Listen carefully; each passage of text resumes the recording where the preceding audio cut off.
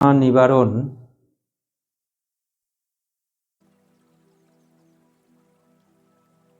কেমন সাধক ছিলেন? তিনি সমাগুণের অবতার।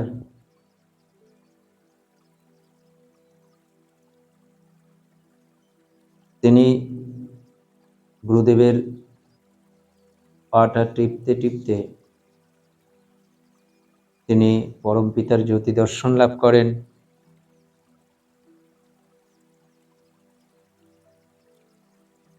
এটা লিপিবদ্ধ আছে।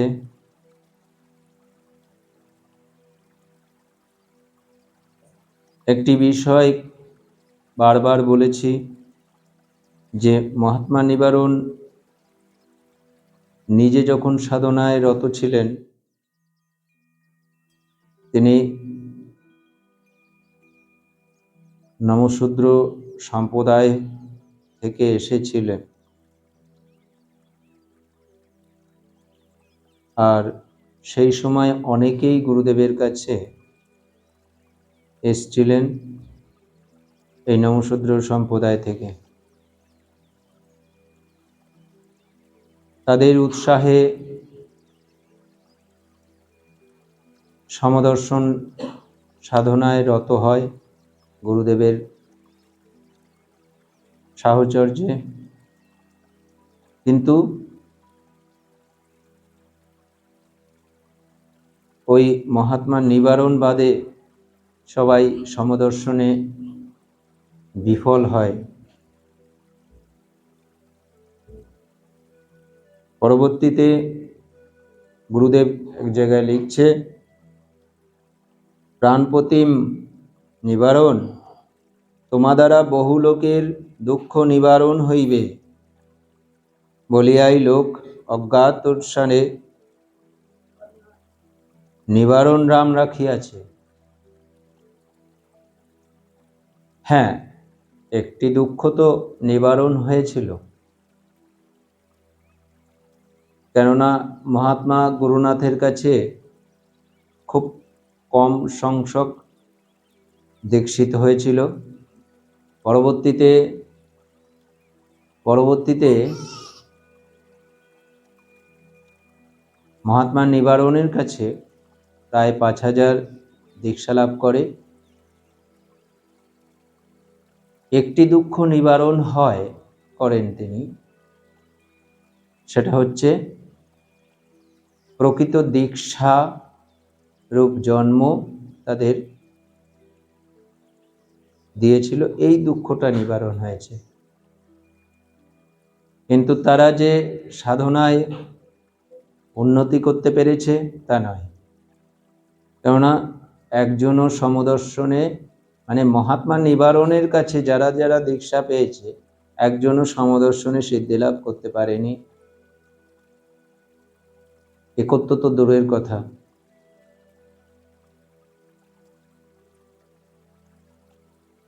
বহু জায়গায় বহু কিছু গুরুদেব লিখে গেছে। একটি কথা বারবার বলেছি, মহাত্মা নিবারণ তিনি প্রবর্তক গুরু হয়ে দীক্ষা দিয়েছেন। এই প্রবর্তক গুরুদেব নিজে তৈরি করে গিয়েছিলেন। সেই জায়গাটার একটু লাইনটা তুলে দিয়ে বলি,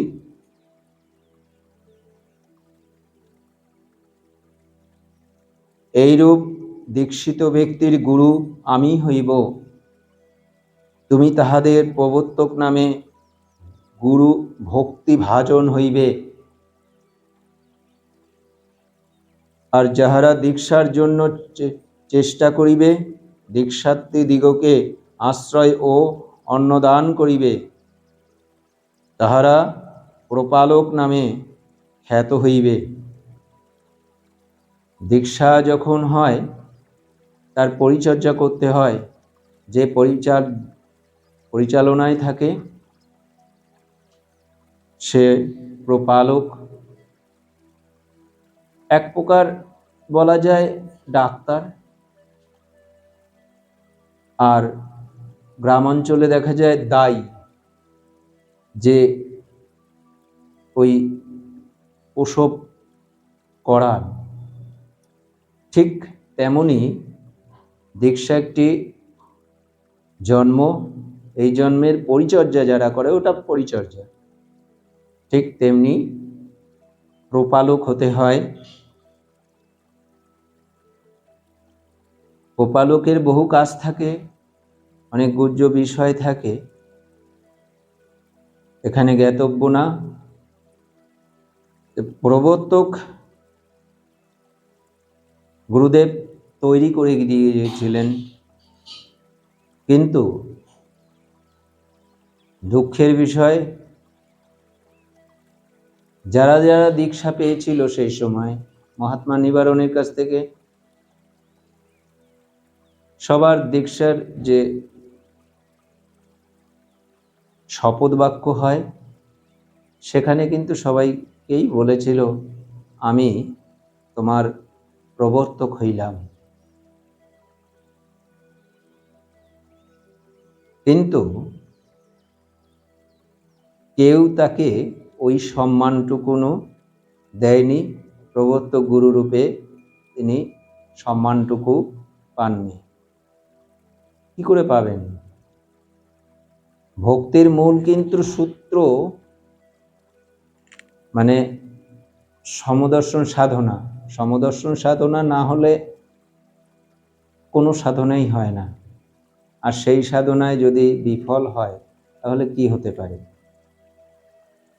তাই ওই সাধনার ভিতরে হচ্ছে গুরুতে অচলা ভক্তি। গুরুতে অচলা ভক্তি, নিষ্ঠা, গুরুর প্রতি নিষ্ঠা, গুরুর প্রতি অচলা ভক্তি, এগুলো থাকতে হয়। আমার হইবেই হইবে, এই তিনটে গুণ অর্জন হলে সমদর্শন করার পারমিশন, অনুমতি পায়। তারপরেও যে তার সমদর্শন সিদ্ধিলাভ হবে এর কোনো মানে নেই।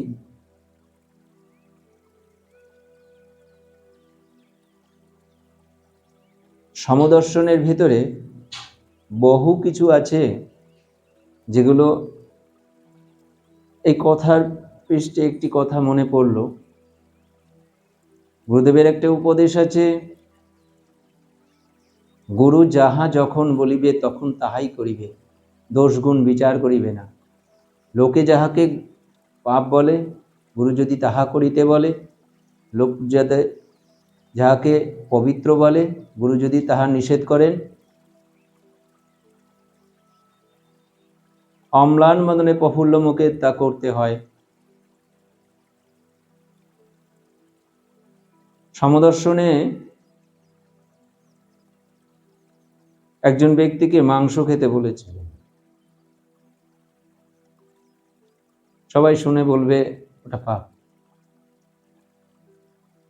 তা গুরু জানেন কোনটা পাপ আর কোনটা পুণ্য। লঘুগুরু বিবেচনা করে কার্য করতে হয়। তার শারীরিক অবস্থা এমন যে ওইটাই তার কাছে নিরামিষ, না হলে সে মারা যাবে। ওকে যদি সত্যি নিরামিষ খাওয়ানো যেত তাহলে ওর বেঁচে থাকার মতন অবস্থা থাকত না। শক্তি অর্জন যাদের ঠিক থাকে,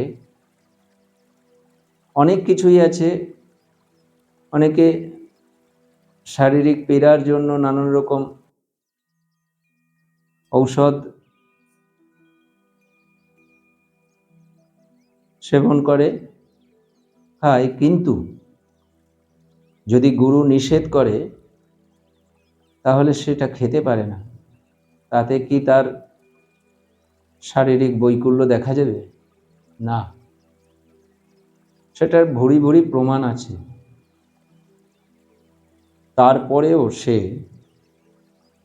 নিয়ম বহির্ভূত কাজ করে, গুরুর কথা শোনে না, তার জন্য সিদ্ধিলাভ হয় না। গুরুদেব অতি কষ্টে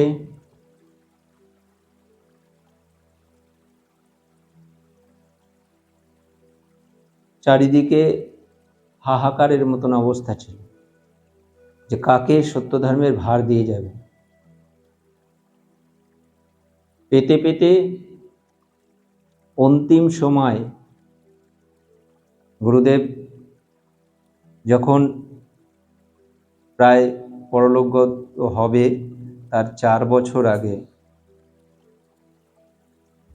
মহাত্মা নিবারণকে পায়।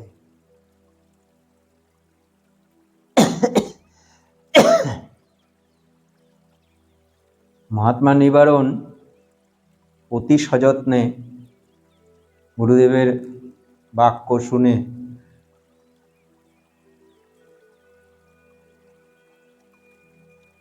তিনি কার্য করেছে। পরবর্তীতে পরমপিতার বিধান অনুযায়ী নিম্ন সম্প্রদায়ের ভেতর থেকে সত্য ধর্ম প্রচার করতে হবে, এটাই নিয়ম। কেননা ছোট থেকে বড় হতে হয়। তাই মহাত্মা নিবারণকে এই দায়ভার দিয়ে যেতে বাধ্য হয়। একটি জায়গায় গুরুদেব চিঠিতে লিখছে, আমি যাকে গুরুভার দিয়ে যাব বঙ্গদেশে নাই, তখনও 4 জন একত্ব লাভ করে ফেলেছে। তারপরেও বলছে আমি যাকে গুরুভার দিয়ে যাব তা বঙ্গদেশে নাই। তার মানে কেউই উপযুক্ত না, একত্ব পেলেও উপযুক্ত না। আরেকটি কথা মনে পড়ল,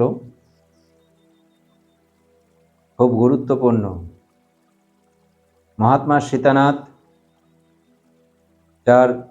তার জীবদ্দশায় তিনি পরমপিতার নিত্য ব্রহ্মদর্শন লাভ করেন। সেটা গোপন অবস্থায় ছিল।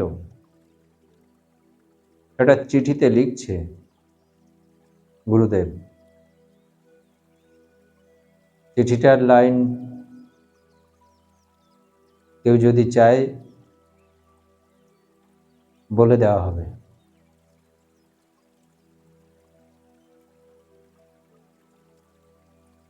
সীতানাথ অনেক উন্নত ছিল। তিনি যে কতটা ধীর ভাবলে অবাক হতে হয়। কিন্তু মহাত্মা নিবারণ প্রমাণটা দিয়ে দিচ্ছি। মহাত্মা নিবারণ সমাগুণে একত্ব পেয়েছে, কিন্তু পরবর্তীতে আর কোন কোন গুণে একত্ব পাবে তার জন্য ওই শেষ রাত্রে আত্মাকর্ষণে গুরুদেব মহাত্মা ভোলানাথকে ডাকে, সবার অনুরোধে ডেকেছিল। তার জলদিগম্ভীর স্বরের জন্য এমনভাবে নিবারণকে ডেকেছে, ভয়ে আর কোনো কথা বলতে পারেনি। তার জন্য গুরুদেব তিরস্কার করেছে। পরবর্তীতে কোমলাত্মা আহ্বান করে। পরবর্তীতে সীতা দেবী তিনি আসেন, তার সঙ্গে কথোপকথন হয়। তাকে জিজ্ঞাসা করেছিল যে আমার পরবর্তীর কোন গুণে একত্ব লাভ হবে। তার মানে মহাত্মার নিবারণ মানে গুরুদেব থাকাকালীন শেষ রাত্রে চলে যাবে। তার শেষ রাত্রে তিনি তখনও জানলো যে আমার প্রেম গুণে একত্ব লাভ হবে, হয়নি। কিন্তু তার আগে সীতানাথ নিত্য ব্রহ্মদর্শন লাভ করে, সেটা চিঠিতে উল্লেখ আছে।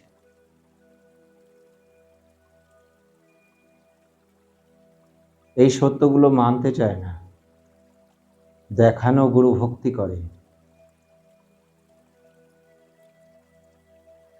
যেভাবে চারিদিকে বিশৃঙ্খলা হয়েছে, এই বিশৃঙ্খলার মূল কারণ আধিপত্য। কর্ম না করে ফলের আশায় এসব কার্য হয়েছে আর হচ্ছেও। সবাইকে আহ্বান করব সত্যের ছায়াতলে এসে সমস্ত কিছু, সবাইকে বলছি,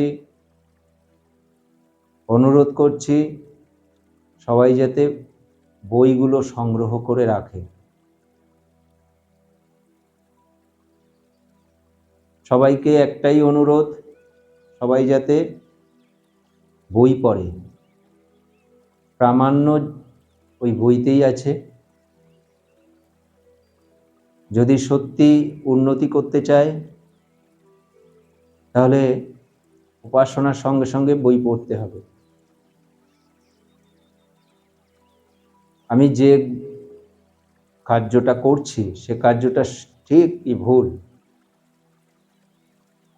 তার জন্য আমাকে কঠোর পরিশ্রম করাটা খুব জরুরি।